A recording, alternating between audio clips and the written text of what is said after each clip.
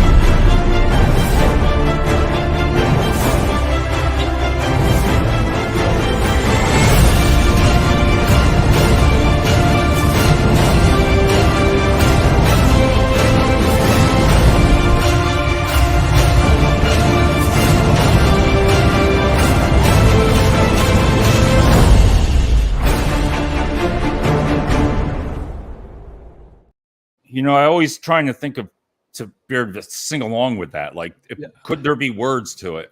There definitely should be. There definitely should To be. try to write some words to that, right? Geez. Tonight, everybody. Well, you can hear the nice motorcycles out here. Tonight, everybody. It's one of the greatest discussions I think to have with people and leadership.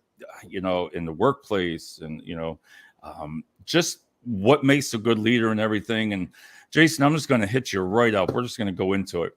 What does leadership mean to you?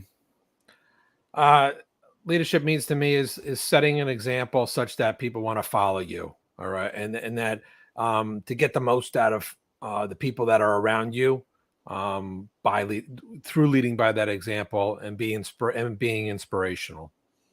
And just following along. I like that follow. You just get to know somebody. Like we were talking before the show that, what is leadership to you? I bet you could probably, put out the names of people that you've worked with, instantly like that. Who's been a good leader and who's been a not a good leader. Yeah. How important is in Jason, your role? I know with all the human resources, everything like that. I guess in that type of a role, you kind of are. You have to be in that leadership. Yeah, you have to be. Whether or not you're the leader, you're definitely in a role of respect. So I would couch it as that, and people look to you for leadership, such that they're looking for you to set that example. Like I just mentioned about leading by example.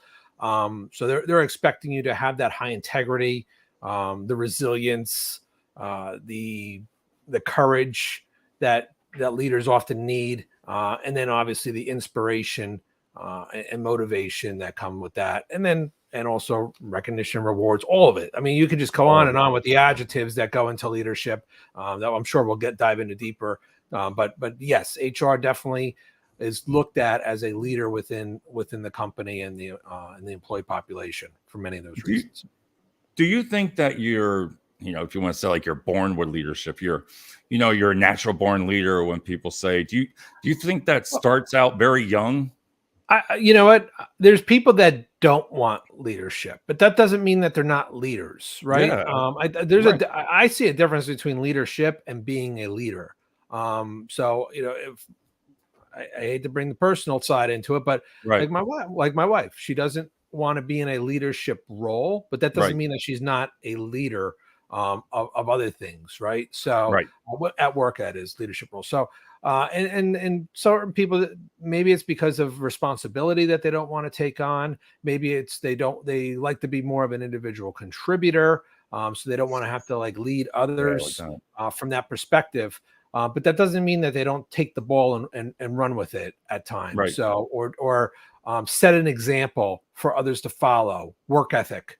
You could be a good leader just by your work ethic, again, leading by example, or your high level of integrity. Those are all Right. leadership traits that people have. So again, long answer to a short question, as I usually do. I love it. But yeah, there's different types of leaders, The leaders. and there's a difference between leadership and leaders. That's what I'm trying to say. I learned it early because I can pinpoint right when it started for me. At high school, and then I got in a little bit of trouble there, and they decided, my dad, with everybody else, Army, Navy, Air Force, Marines, Dave, you're going in the Army. I went in there and I was graduating, and I didn't know where I was going to be stationed at the end. Everybody had their orders, and then the captain's like, "Where's Private Wilson?" Right here, and he said, "You're going to stay back here with me." And I'm like, "Uh-oh." Yeah. They made me an acting corporal right away from an E1 to an E4.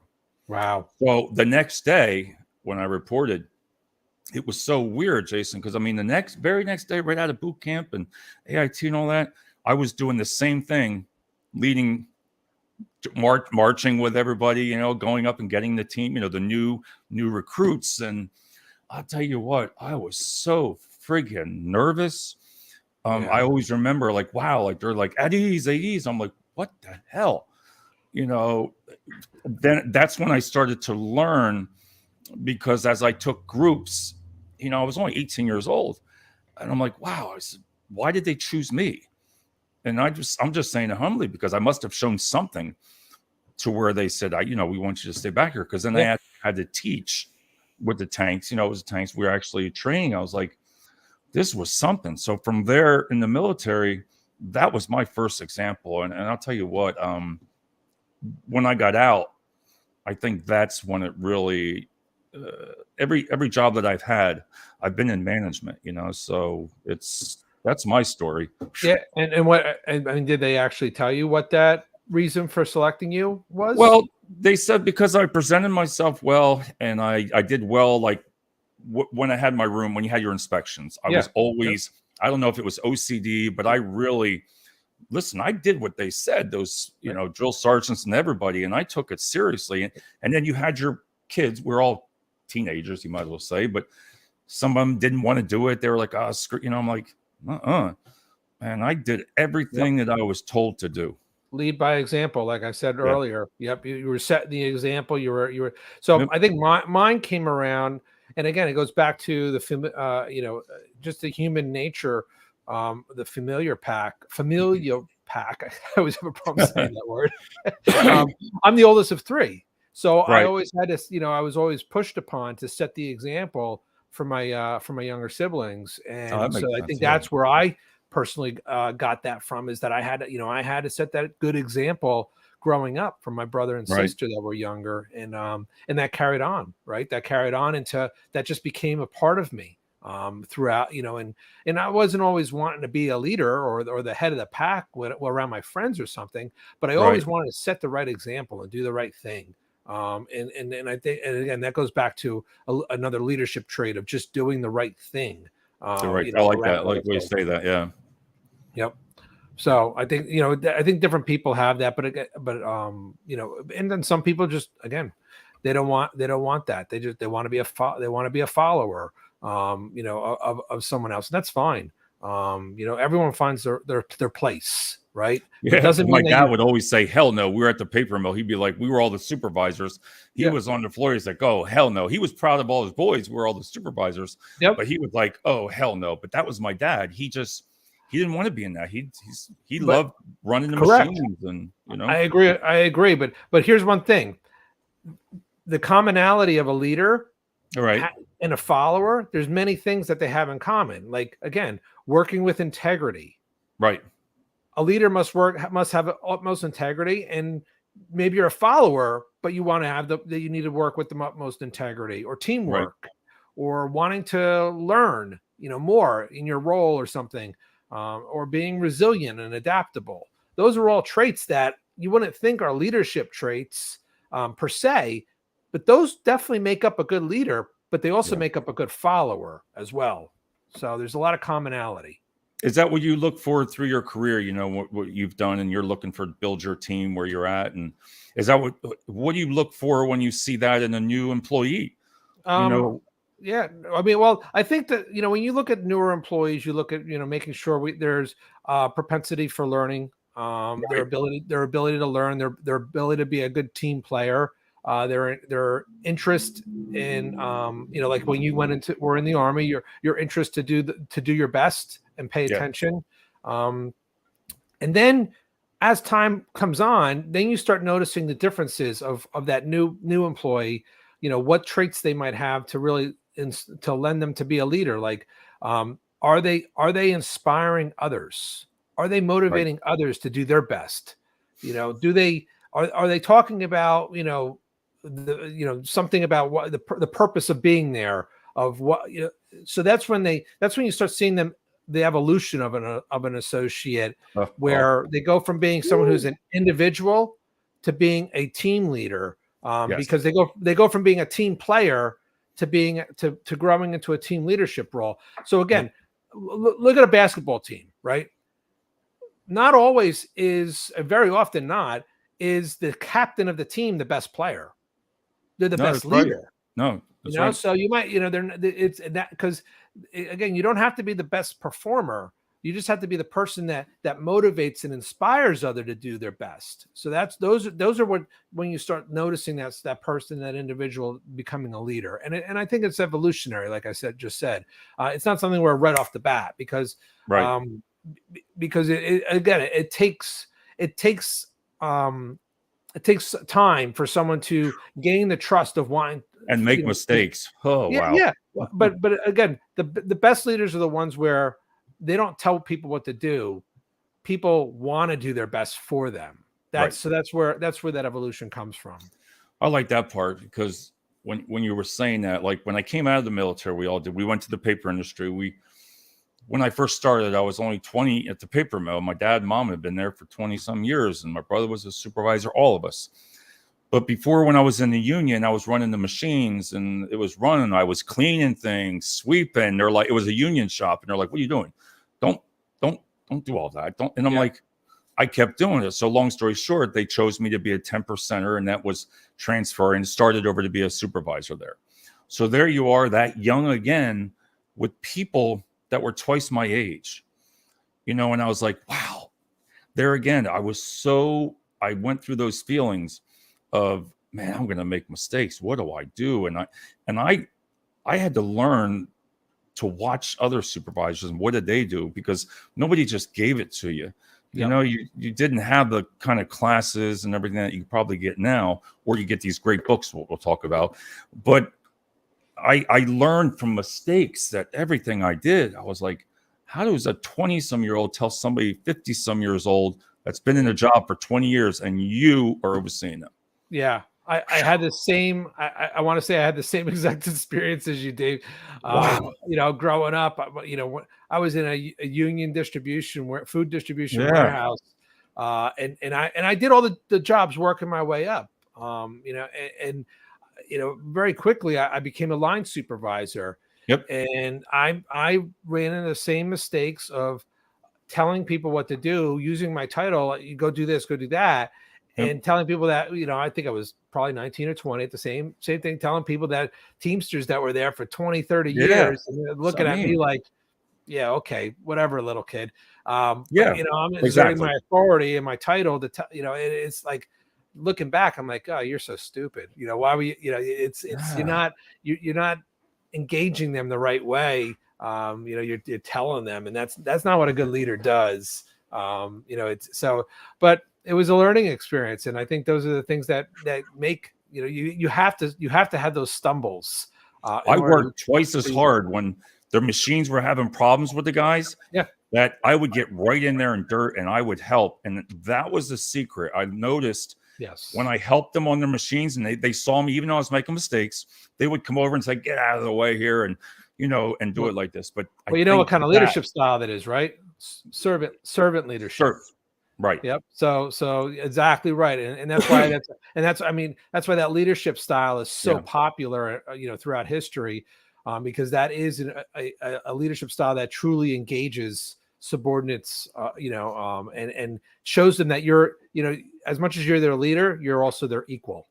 So, But and that's some huge. companies don't like that. Well, I don't say companies, but I was with one that where I was told that the client didn't want me to do that to help the guys. That's not my job. My job was to oversee them, and I was like, I was confused because I'm like, wait a minute, I worked with them. That was my style. Yeah. We got the job done. When I pulled myself out of that, I didn't feel right, and I was like, wow. There was another emotion of, wait a minute, to lead them, to delegate, and that's when they started teaching me about delegation, and Yep. and I didn't even know what that word was, Yeah. and I was like, okay, I kind of liked it then because I didn't get as dirty.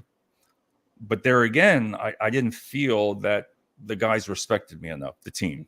Yeah. So another thing I'll bring up is cultural differences. So, Right. you and we've been in U.S. all of Yep. our careers, but like you mentioned, if you go into Asia, Right.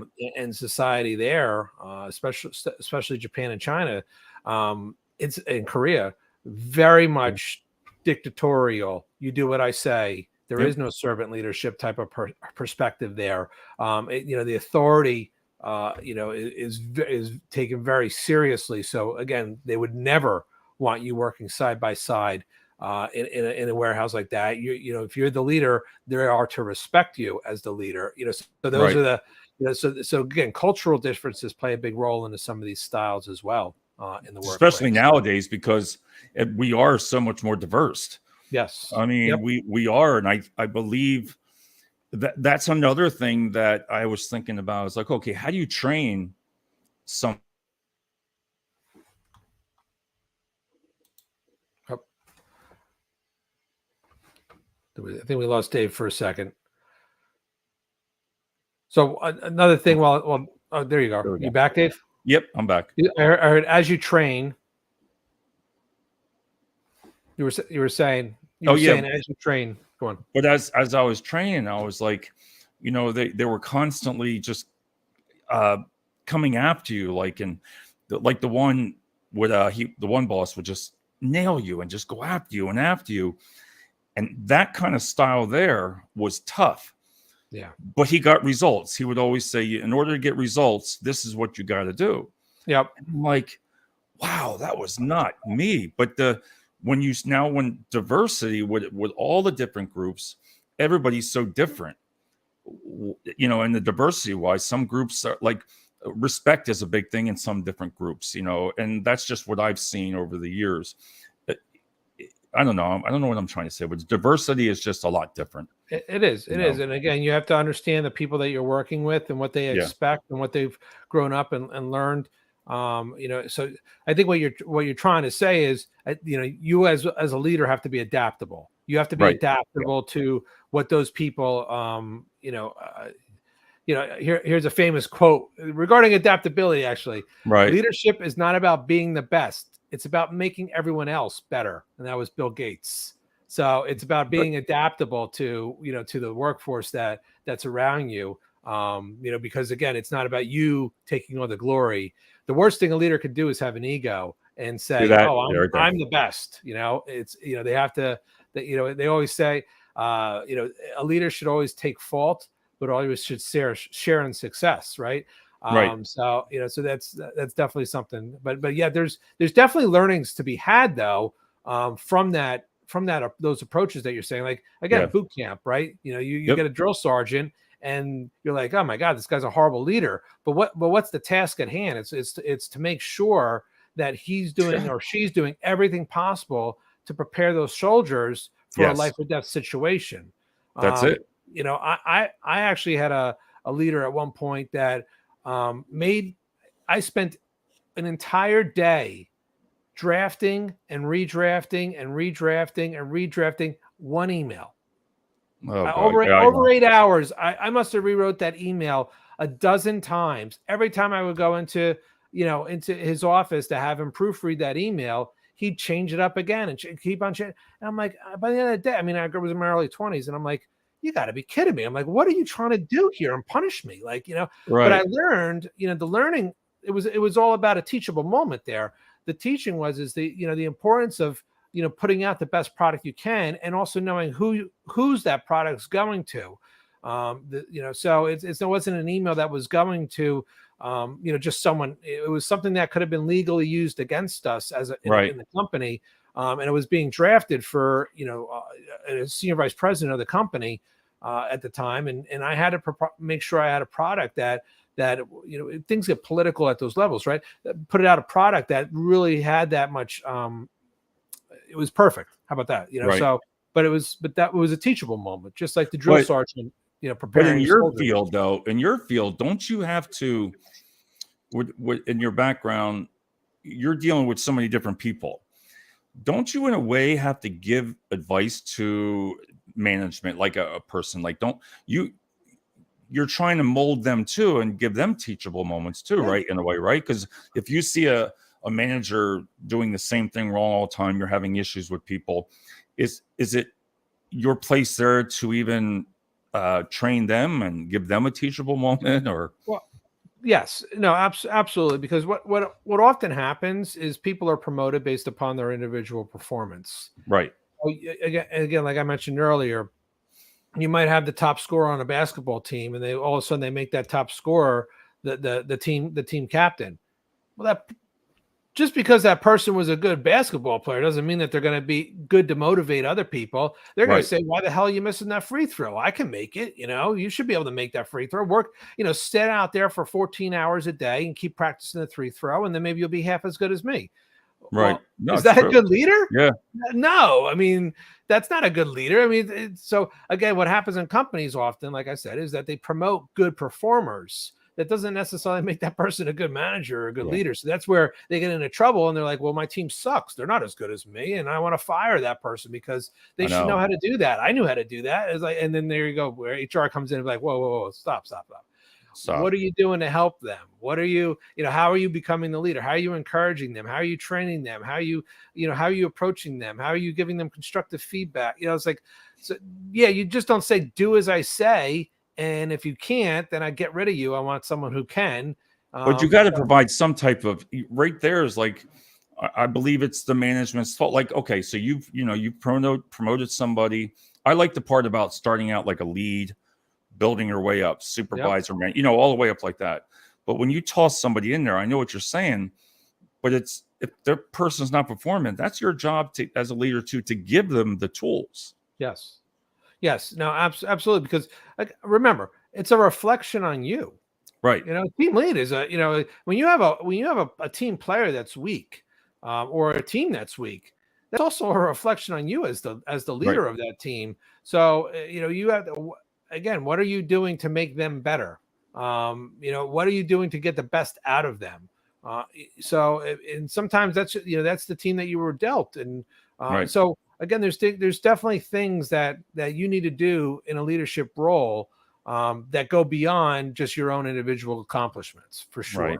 So, and people don't know how to do that. They don't know how to, they only know how to do their own best, the best for themselves, not the best for others. So, and that's where something, that's where those leadership expectations and coachings come into play, and they need help. They need help doing that because they don't know how, because they've never been.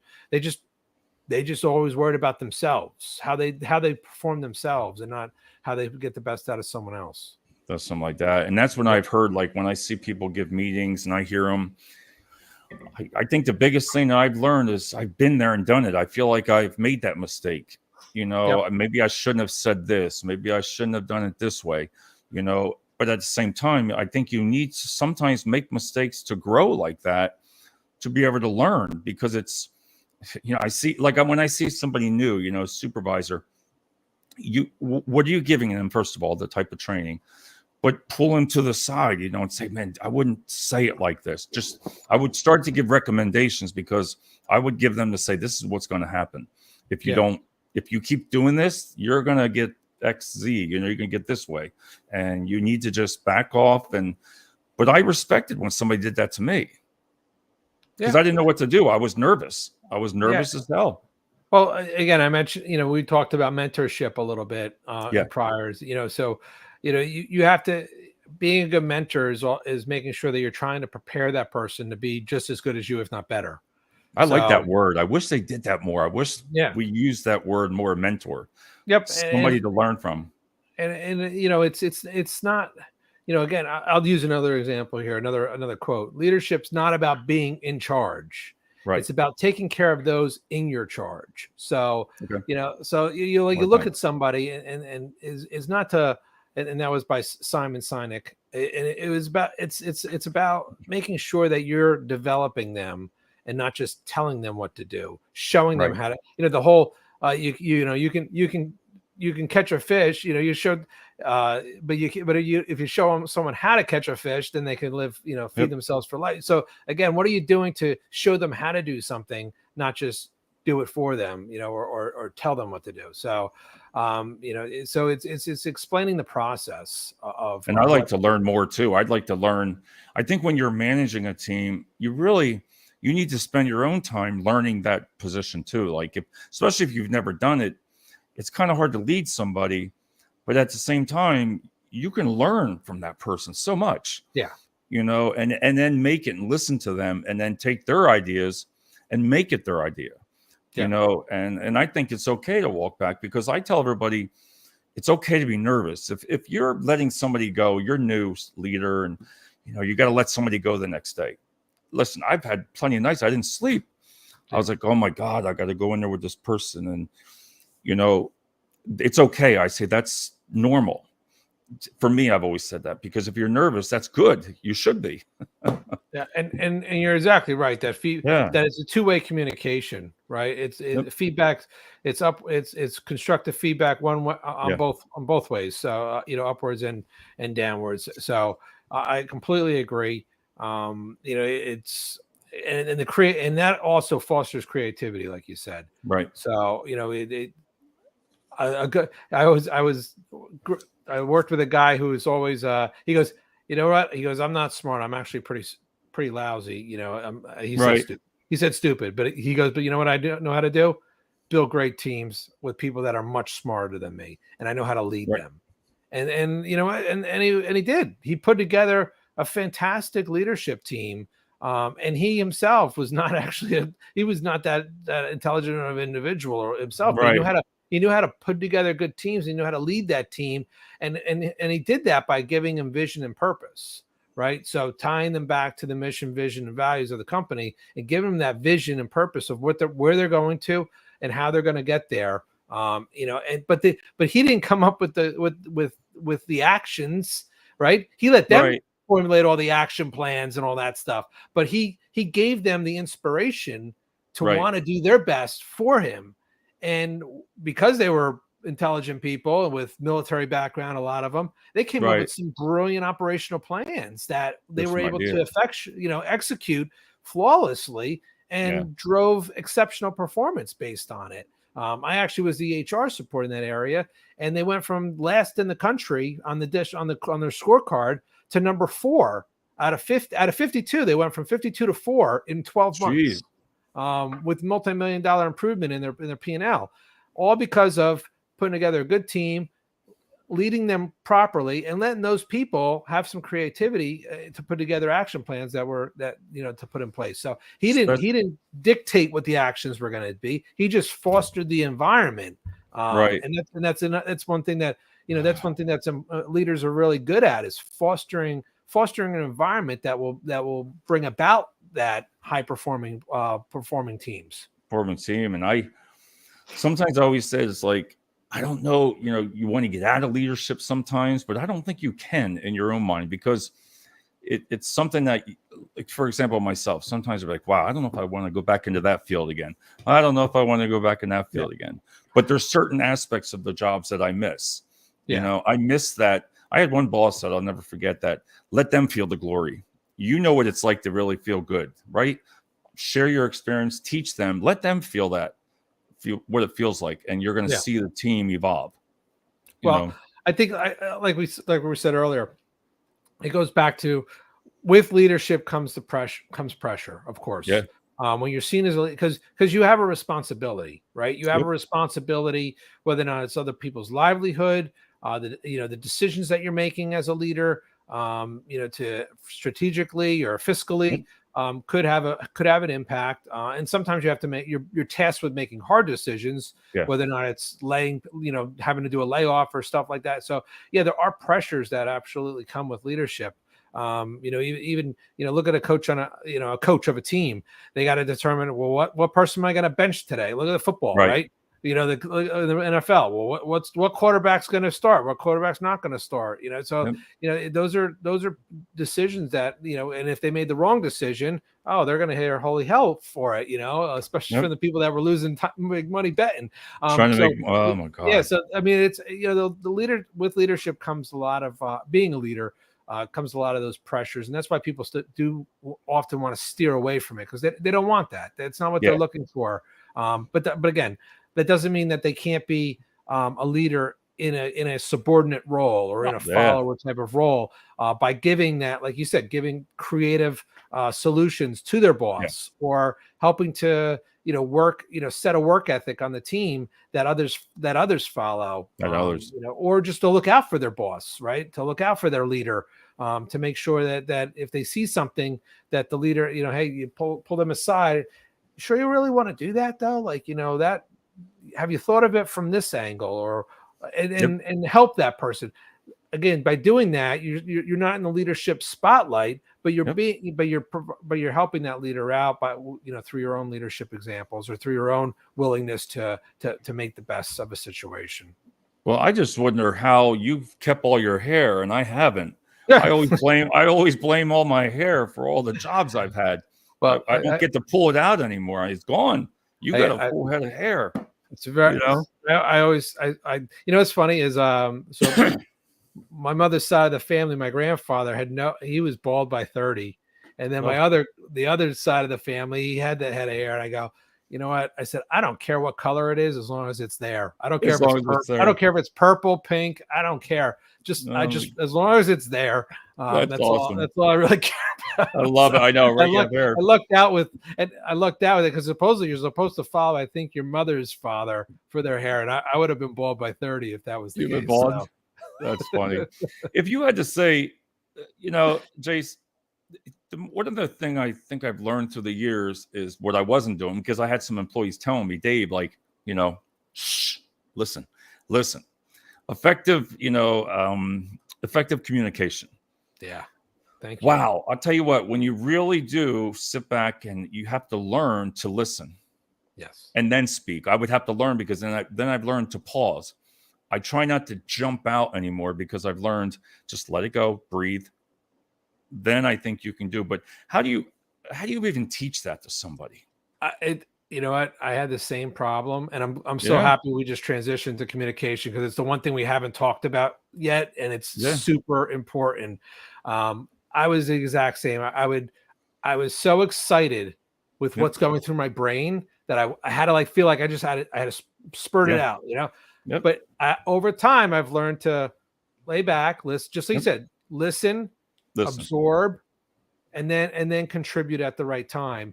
And it's made me such a better person, a better leader by doing that. And I don't know, again, I think, and I do think that there was times where I was given some constructive feedback by, through my career, to say, I had performance reviews or whatever, say, hey, you got really good things, but sometimes you're a little too excitable, right? It you come off a little too strong, because I might be interjecting, and I still probably do that, and I still try and improve upon that, and I catch myself, but I've found that and I think some of it is probably just, as we get older, we become more patient, and, less testosterone in men and stuff like that, the hormonal aspects of it.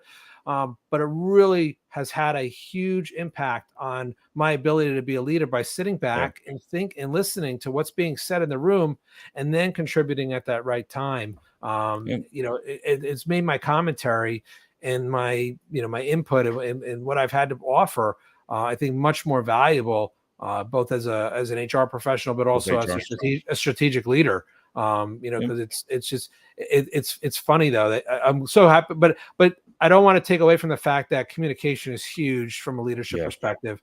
A leader that that isn't over. It's almost impossible to be overly communicative. I feel. I mean, you know, I would keeping write your this stuff down. I would yeah, write it down, and then it'd be like later on during the day after I was looking at what the person, what the team was saying, I was like, okay, I could see why they were saying that. yeah. Now that I brought back instead of just my way, what have I done? How I would have done it. I've learned to back off because I think you lose because part of your team's going to be like, oh, he's not going to listen to me. That person's, and they won't come out there. And I think that's where you were talking about the initiative, like new ideas, fresh ideas. That person's not going to say it if you don't listen. Yeah. I agree. And one thing that I actually I was just in an interview yesterday, and this topic came up about where do you like being in your HR role when it comes to certain things like this. I said I love being the number two.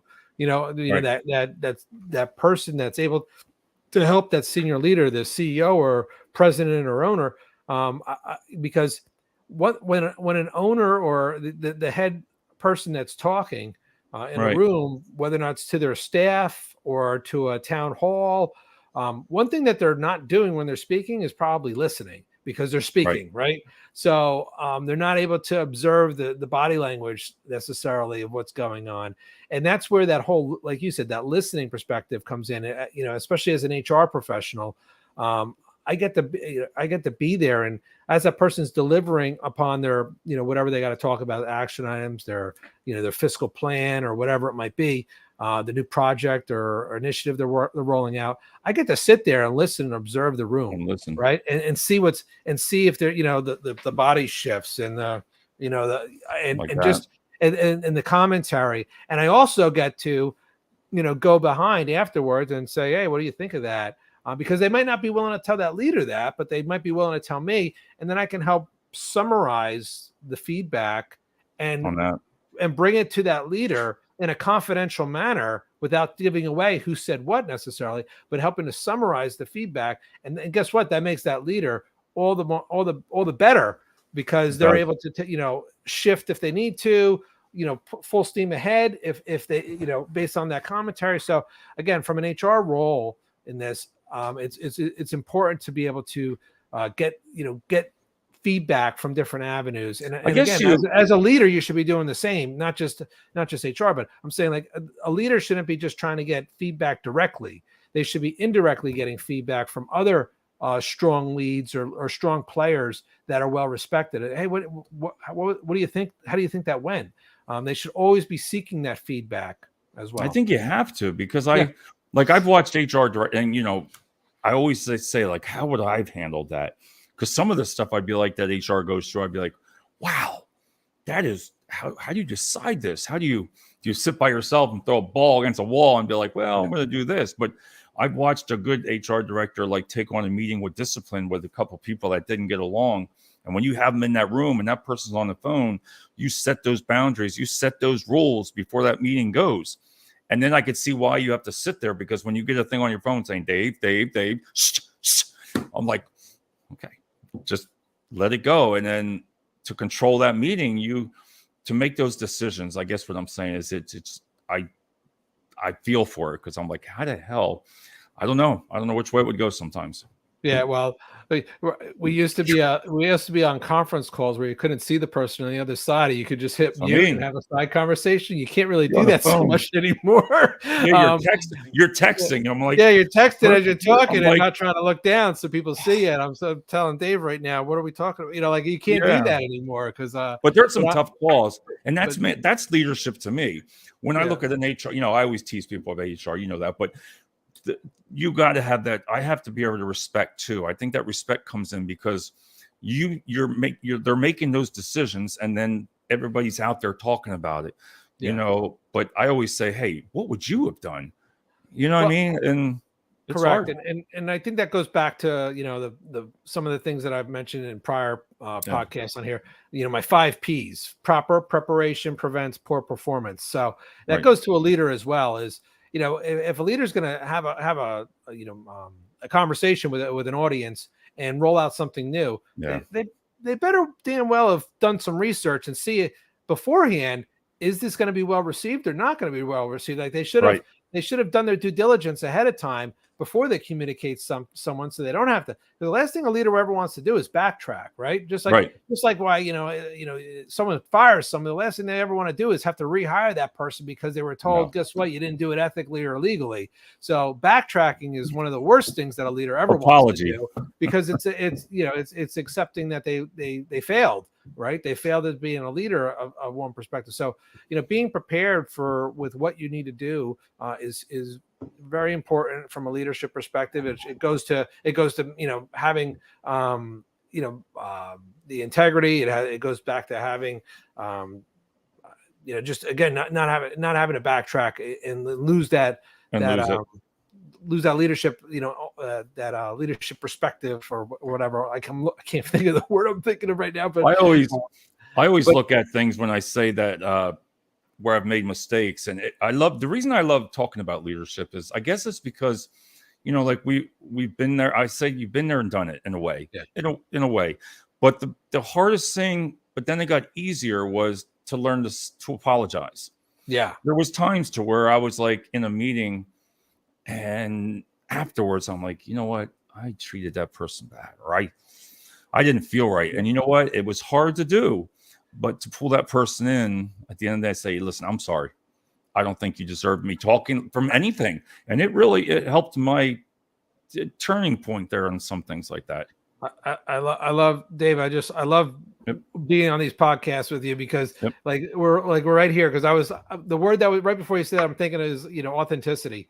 And being authentic is what it would to a leader is it's being real, right? They're a person, so they and you were mentioning, and we were talking earlier about some of your best bosses in your past, and I'm sure that authenticity played a huge role in them wanting to learn about you as a person, on a personal level, and having that shared connection.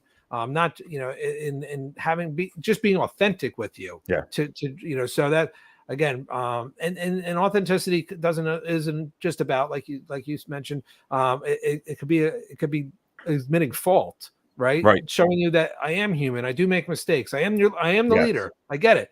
But guess what? I'm also human. And if I'm wrong, I'll let you know I'm wrong. And because it's not, let's make sure what's more important is moving forward together.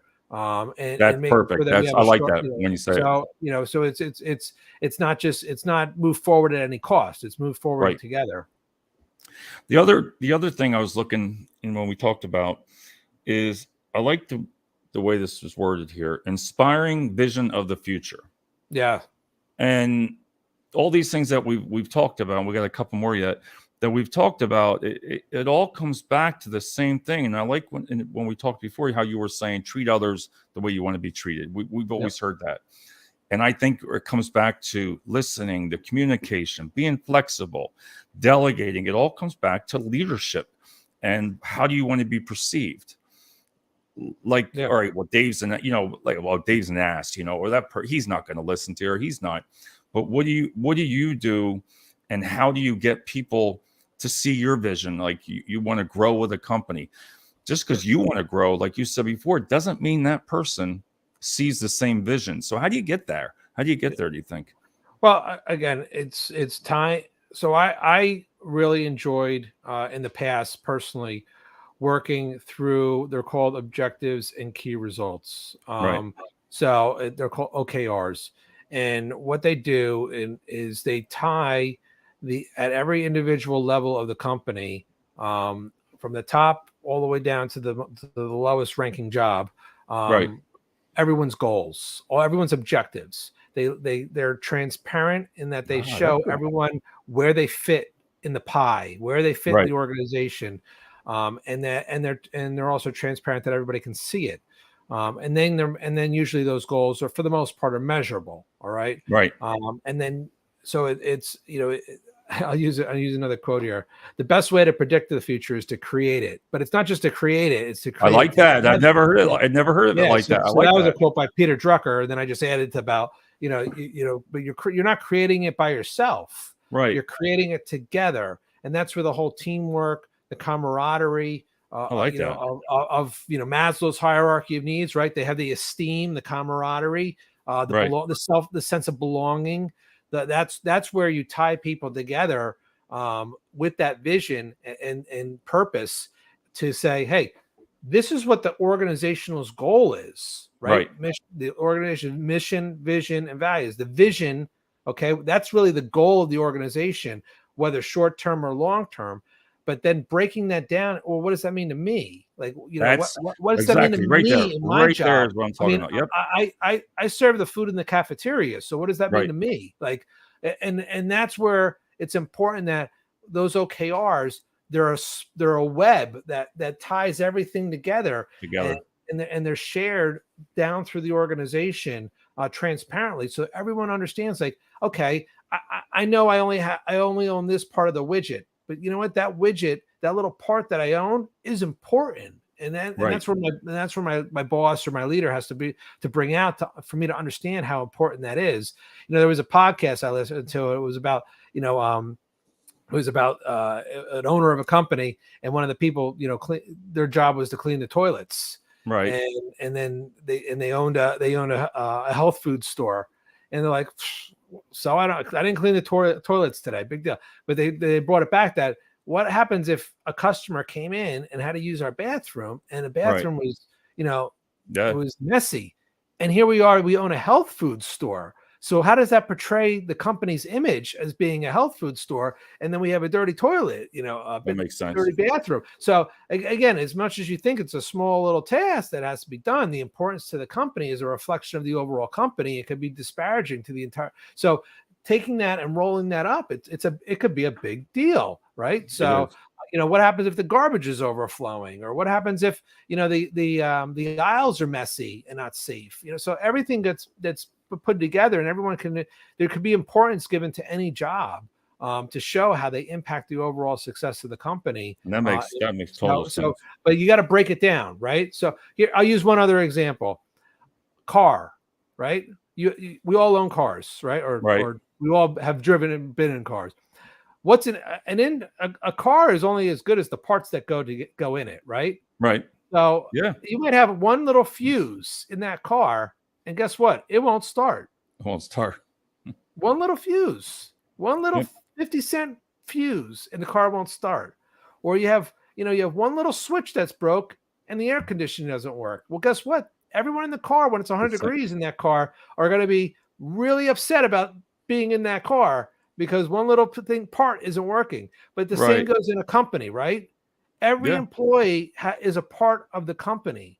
All right. And every employee has an important role in that company for that company to be successful. So again, I love using that car example because each part is vitally important to the functioning of that automobile, just like it is the company. So, and this is where, again, I'm tying it back to leadership. This is where leaders need to make sure that everyone understands that. Everyone understands the part, and then gets everyone to buy into that vision and purpose, like you were just saying before, that drive the success of the company. So that's how, again, a long answer to a short question, as usual, but that's how it all comes together. It's the truth, because that's tough. You're in your meetings, in the management meeting, and wow, we get all the answers. We get everything. We know everything in there. And then you got to go out, and the people don't know everything. They're not in that meeting hearing either the negative things or the positive things. Yep. So it's your job, I think, to go back out there and be able to, like you said, share that vision, exactly the reason why we're doing what we're doing and why you want to do it. And I always used to say, my favorite, you always had that one person that was a loud person, would always complain and say different things. But sometimes when you listen to that person, you're like, he's right or she's right. Yeah. And you need to pull that and be able to take that from a person for ideas, because maybe you're wrong but you didn't listen. But the same thing, that person's got a different narrative. It's like, no, they're a little loud, but you got to learn how to deal with that, man. I'll tell you, the people that are screaming and yelling, whew. The worst communication is no communication, though. It is, because but yes, and there's always good, even when there's bad news, there's always good news at some Yep. point. There's always a silver lining, as they say, right? The important part is finding that silver lining. So even I think I mentioned this at a prior podcast with for every good thing you have to say, for every negative thing you have to say to an employee, Right. hey, your performance was horrible last month, right? You're not going to say it that way, right? But you're going to say you didn't make Yeah. your numbers last month, right? There should be something that they did right or that they did good that you need to bring out. Hey, but guess what? At least you showed up every day. You weren't absent at all last month, I really appreciated what you did the other day. I know you had a bad week, but guess what? The week before was awesome. Or, I already see you trending better, or there's something else that you always should balance it. It's the yin and yang. I think you're right. You need to do that. Balance.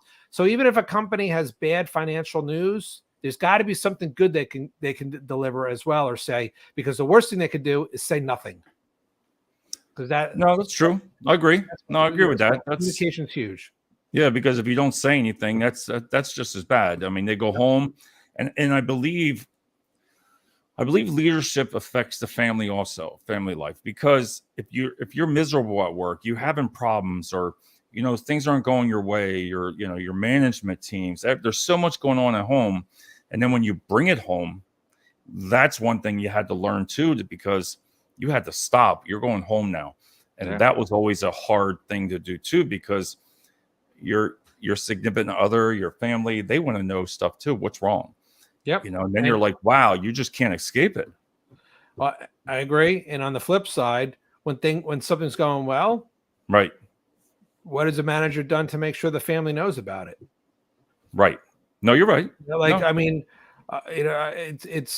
I've personally, and I know good managers personally, right, have sent sent mail home to the family, and just to surprise the person, so that way they wrote a letter, so and so's been awesome. He was the best performer last month, and then the wife sees it, and the kids want to put it on the refrigerator that dad's awesome, and I think people like that. A lot of people, some people are like, but I really believe, I've seen it. You have to do small little things like that. As much as it sounds like, oh yeah, you'll hear people, what does that matter? No, if you continually do that, I really believe you'll bring out a lot better in someone. Absolutely. Absolutely. And this is one thing where, we don't talk a lot about small businesses, right? We always talk from the perspective of a large corporation, but small businesses, and what I'm saying, 25 or less employees, maybe, you really have the flexibility to do what you want a lot, when it comes to, doing things for your employees. I mean, I know small businesses that, hey, they found out that they had a 25th wedding anniversary, and guess what they did? They sent a gift certificate for $100 to that couple, so he could take his wife out to dinner. Like, holy crow! What, imagine that. Like, or nice. Or they heard that their kid just graduated high school or something. They sent the gift for the kid.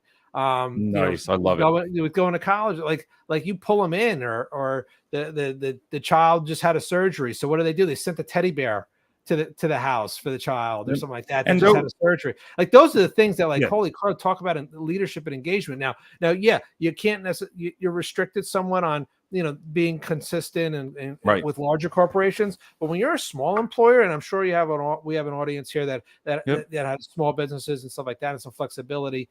But doing things like that will, like, pull them right in. Like, I remember I was just at a funeral last month, last week, and a guy, one of the employees, his wife died 17 years ago. 17 years ago, and guess what? The boss's wife just died last week, and I was at the funeral. He goes, I don't forget to this day that he came to my wife's funeral, and damn sure I was coming to his wife's funeral. 17 years later, he remembered that. I mean, those are the things like that great leaders do, that will never go forgotten by others. And quite honestly, when I went back to Sears, that was something that I actually remember with the person that hired me back. I had an extreme sense of loyalty because of because of some of the things that why I went back there.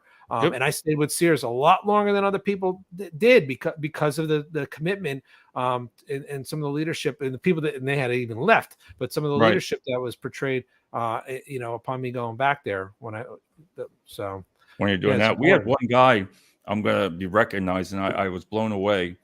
The maintenance guy was in the office and he was doing some things and he needed some things moved. I did.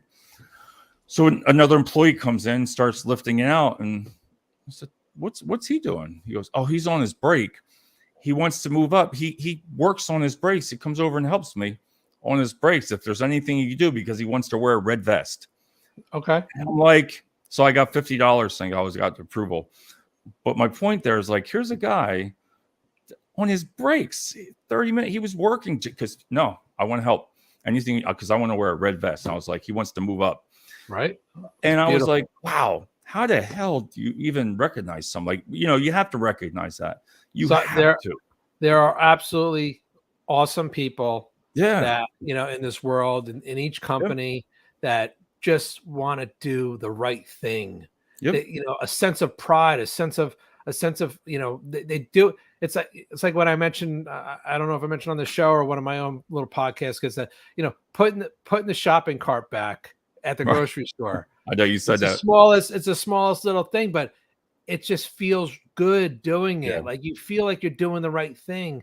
And guess what? You're gonna hopefully, like we said, inspire and motivate others to do that as well. And that's part of being a good leader. So it's just the smallest little things. That's all you got to do. That's each day. It doesn't have to be an over the top wow thing.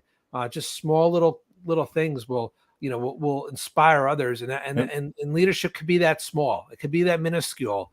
It takes me into the last thing I want to talk about. Is the last one here. I love this. Is motivation. We actually got to the end of the list this week. The top 1, 2, 3, 4, 5, 6, 7, 8. We got to 8, so okay, it's not too bad. Only the first page, not all the ones. Like I told you. Oh, okay. I was going to say, there's no way we got to the end. No, this is like, I'm like, wow, we're hitting an hour. I was like, well, this is great.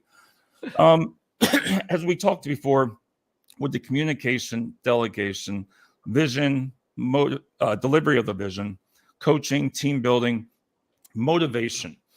I guess motivation can mean different things to different people. Yes. And I guess it all comes down to the same thing: is how do you motivate your team? What can you do to motivate your team? As a leader, I think this is a big thing too, because that's a challenge too, to motivate people, get them to feel what you feel in a way, like why we're doing this. All right, what's going to motivate my team to get this job done and why?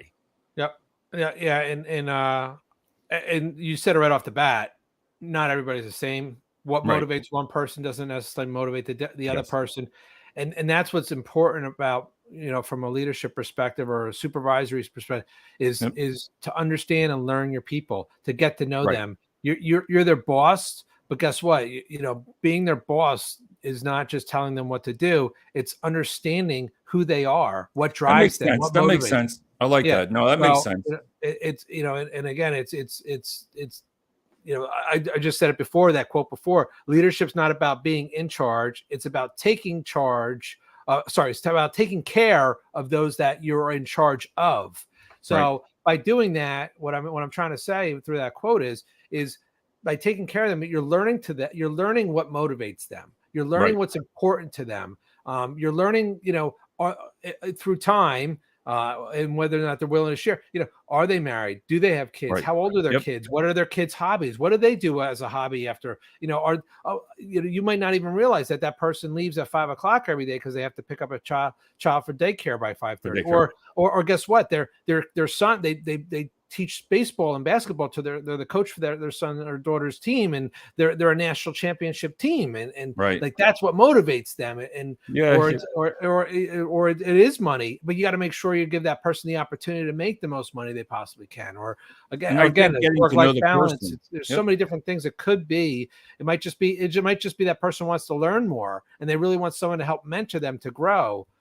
So everyone's different. But it's your job as the leader to find out what that is. Someone's not going to be like, well, except for the person that wants more money, they'll always tell you that, right? Yeah, I know. But besides that one, money, money. it's incumbent on you as the leader to understand and learn that, for the people that you're I leader love of. that. That's so funny, but that makes sense. I like how you said that. Getting to know, because everybody's different. Yep. And one thing might not motivate the other one. Yeah. But let's face it. I mean, with everybody being different, that's what makes a great team. Everybody has to be different. We can't all be the same, or else that would be, I don't know. I think that would drive everybody crazy. But it might be their work schedule, right? You were talking about a woman that worked at your, that it was her work shift was very important to her.